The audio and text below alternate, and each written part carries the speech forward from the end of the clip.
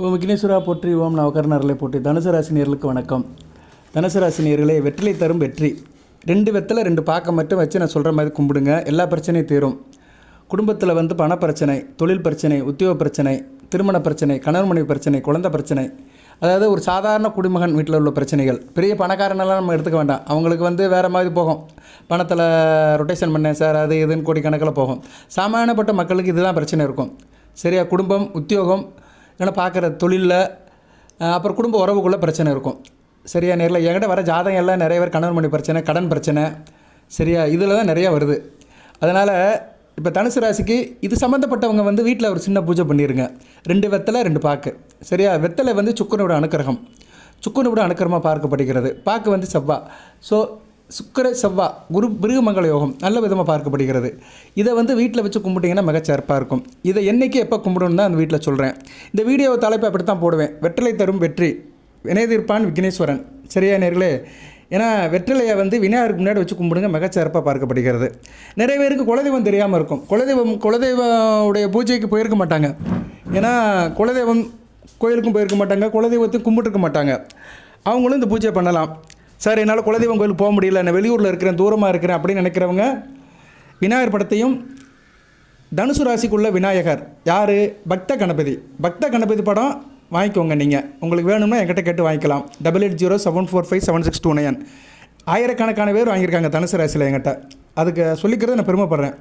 பக்த கணபதி படத்தை வாங்கி வீட்டில் கண்டிப்பாக வச்சுக்கணும். தனுசு ராசியில் கண்டிப்பாக பக்த கணபதி படத்தை வச்சுக்கிறது மிகச்சிறப்பாக பார்க்கப்படுகிறது. அடுத்த ராகு கேது பயிற்சி தனுசு ராசிக்கு சரியில்லை. ராகு 2ஆம் இடத்துக்கும் கேது 8ஆம் இடத்துக்கும் போயிடுவாங்க, நல்லா இருக்காது. அதனால் அதுக்கடுத்து வர பயிற்சி நல்லா இருக்காது. ராகு ராசிக்கு வந்துடுவார், கேது 7ஆம் இடத்துக்கு போயிடுவார்.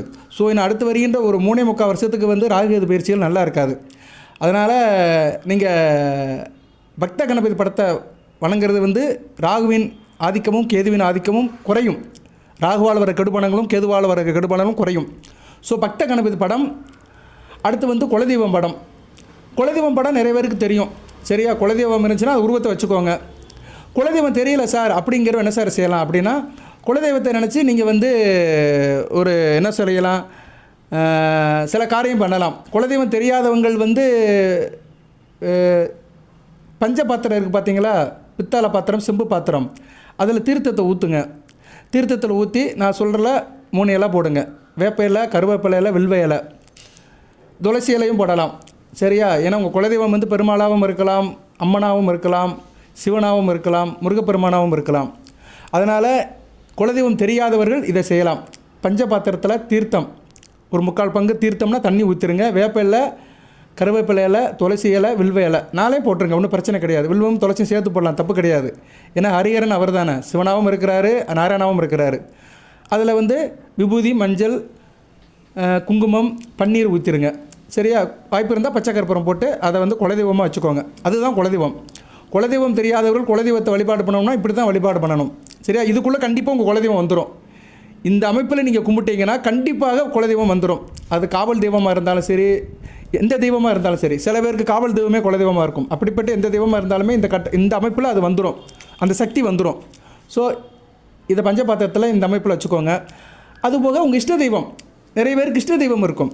இப்போ சில பேர் திருப்பதி கடைக்கு வர போயிட்டு வருவாங்க, சில பேர் திருச்செந்தூர் கடைக்கு வர போயிட்டு வருவாங்க. இஷ்ட தெய்வத்து படத்தை வச்சுக்கோங்க, அது உங்களுக்கு தெரியும். சரியா? இஷ்ட தெய்வம்னு ஒன்று இருக்கும், அந்த தெய்வத்தை வச்சுக்கோங்க. அப்போ 3 வச்சுருவோம் நம்ம. பக்த கணபதி, குலதெய்வம், அடுத்து இஷ்ட தெய்வம். இது 3ஐயும் நம்ம வீட்டில் வச்சுட்டு 2 வெத்தலை 2 பாக்கு வச்சு சாமி கும்பிட்றீங்க. உங்கள் பிரச்சனையெல்லாம் சொல்கிறீங்க, மிகச்சிறப்பாக இருக்கும்.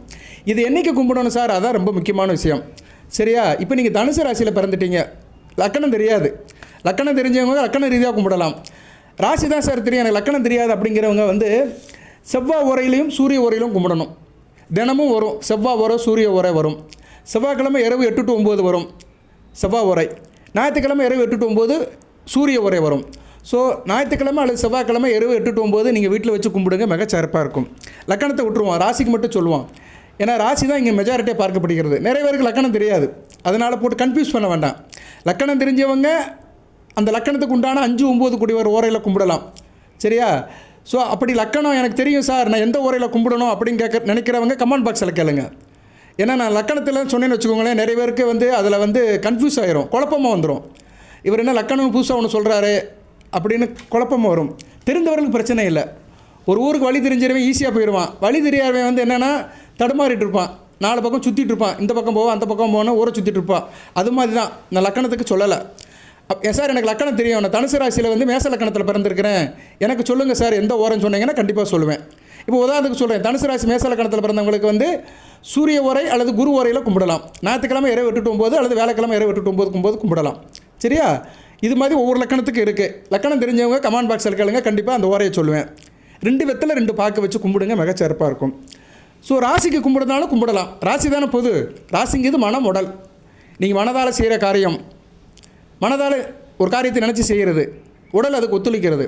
வெளி வட்டார பழக்க வழக்கங்கள், சரியா, வெளியே செய்கிற தொழில், உடன் பிறந்தவர்கள், வெளியே வேலை பார்க்குற சக ஊழியர்கள், உங்கள் பழக்க வழக்கம், நீங்கள் சந்திக்கிற மனிதர்கள், அன்றாட நடக்கின்ற நிகழ்வுகள், ஒவ்வொரு நாளும் மனிதனுக்கு ஒவ்வொரு மாதிரி இருக்கும்.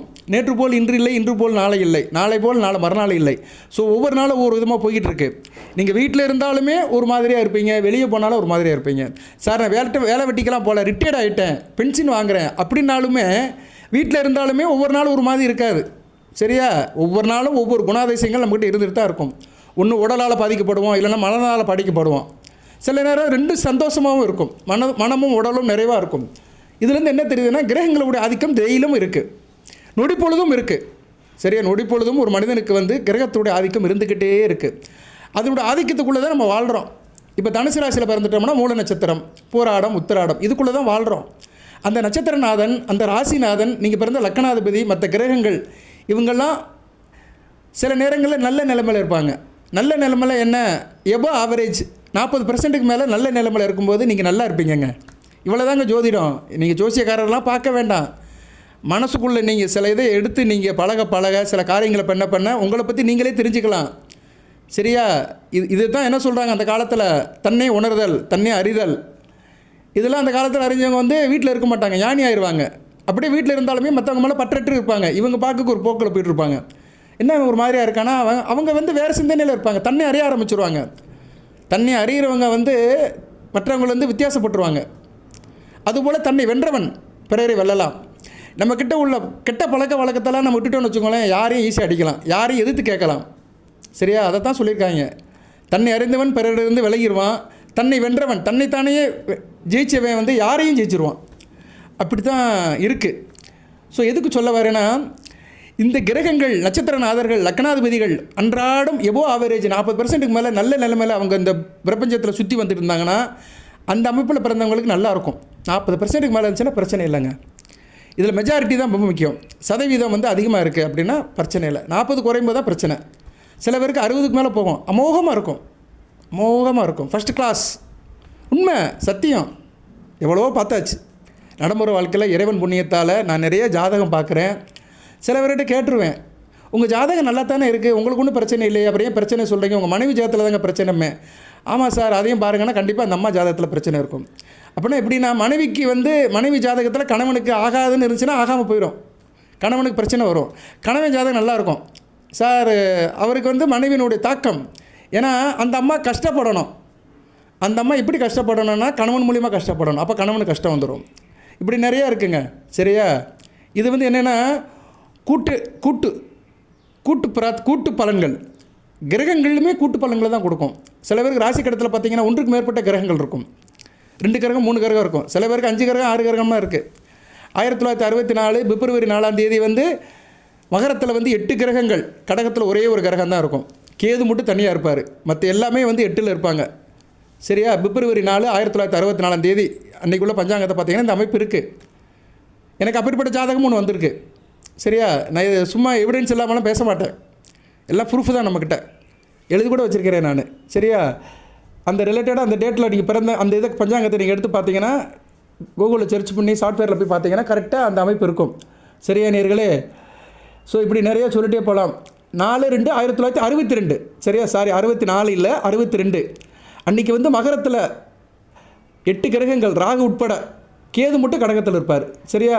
உத்திராடம், திருவோணம், இந்த 2 நட்சத்திரத்தில் அந்த கிரகங்கள் இருக்கும். இவ்வளோதாங்க ஜோதிடம். 8 கிரகங்கள் ஒரு நாளில் ஒரே இடத்துல இருந்திருக்கு. அன்றைக்கி பிறந்தவங்களுடைய ஜாதக பலன் எப்படி இருக்கும்? ஸோ இதெல்லாம் ஒரு பக்கம் இருக்கட்டும். எதுக்கு சொல்ல வரேன்னா, ஒரு மனிதனுடைய தாக்குதலை சொல்ல வரேன். ஒரு மனிதனுக்கு வந்து நல்லது கெட்டது நடக்குதல் வந்து கிரகங்களுடைய அமைப்பு பொறுத்து தான் இருக்குது.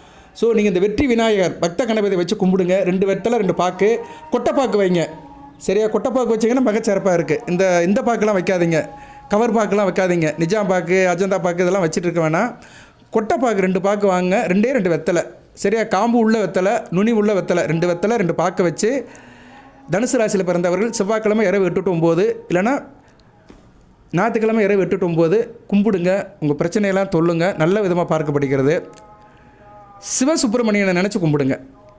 சிவசுப்பிரமணியன் திருச்செந்தூர் முருகனை நினச்சி கும்பிடுங்க. மிகச்சிறப்பாக இருக்கும். வந்தவனையும் வருகின்ற வல்வனையும் கந்தன் என்று சொல்ல கலைஞனமே செந்தில் நெரிசேவா என்று திருநீர் அனைவருக்கு மேவராதா வினை. ஏன்னா தனுசு ராசிக்கு வந்து சூரியனும் செவ்வாயும் தான் நல்ல பலன்களை கொடுப்பாங்க பொதுவாக தனுசு ராசியில் பிறந்தவர்களுக்கு. அந்த சிவசுப்பிரமணியன், சிம்மம்னா சூரியன் சிவனுடைய அம்சம், மேசம்னா செவ்வா முருகப்பெருமானுடைய அம்சம். அந்த சிவசுப்பிரமணியனுடைய நாமத்தை சொல்லுங்கள். அருமையாக பார்க்கப்படுகிறது. நல்ல விதமாக இருக்கும். சரியா? அருமையாக இருக்கும். நல்ல விதமாக பார்க்கப்படுகிறது. நல்லதே நடக்கும். ஓகே நேயர்களே, இந்த வீடியோவை இத்தோடு நிறைவு பண்ணிக்கிறேன். இந்த வீடியோ சம்மந்தப்பட்ட சந்தைகள் இருந்தால் கேளுங்க. இதில் ஒன்றும் பெருசாக நான் ஒன்றும் சொல்லலை. வெத்தலை பூஜை தான். வெத்தலை தரும் வெற்றிகள். வினைதீர்ப்பான் விக்னேஸ்வரன். வெற்றி மேல் வெற்றி கிடைக்கும். 2 வெத்தலை 2 பாக்கு வீட்டில் பூஜையை பண்ணுங்கள். பூஜையெல்லாம் உங்கள் சௌரியத்துக்கு பண்ணுங்கள். உங்கள் வீட்டில் எப்படி பண்ணுவீங்களோ அது மாதிரி பண்ணுங்கள். சரியா? அதுக்குள்ளெல்லாம் நான் வரல, அப்படி செய்யுங்க இப்படி செய்யுங்கலாம் வரல. பட் இது கண்டிப்பாக ஒரு தீர்வு இருக்கும். வெற்றிலையாவும் உங்களுக்கு, வெற்றிலையாவும் எங்களுக்கு, வெற்றிலையாவும் உங்களுக்கு, வெற்றிலை அந்த வெற்றிலை வந்து இறைவனுக்கு, வெற்றிகள் வந்து தனுசு ராசி நேயர்களுக்கு என்ற நல்ல வார்த்தையை சொல்லி இந்த வீடியோ நிறைவு பண்ணுறேன். மூலம் போராடம் உத்திராடம் நட்சத்திரத்தை பிறந்தவர்களுக்கு எல்லாமல் இறைவன் சில சௌபாகியத்தையும் சில ஐஸ்வர்யத்தையும் சில நன்மையில கொடுப்பார். அனைத்து வள நலங்களை பெற்று தேக ஆரோக்கியத்துடன் தீர்க்காயலுடன் நீடுபடி வாழ்க நிறைந்த வளம் பெறுக. நன்றி நேயர்களே.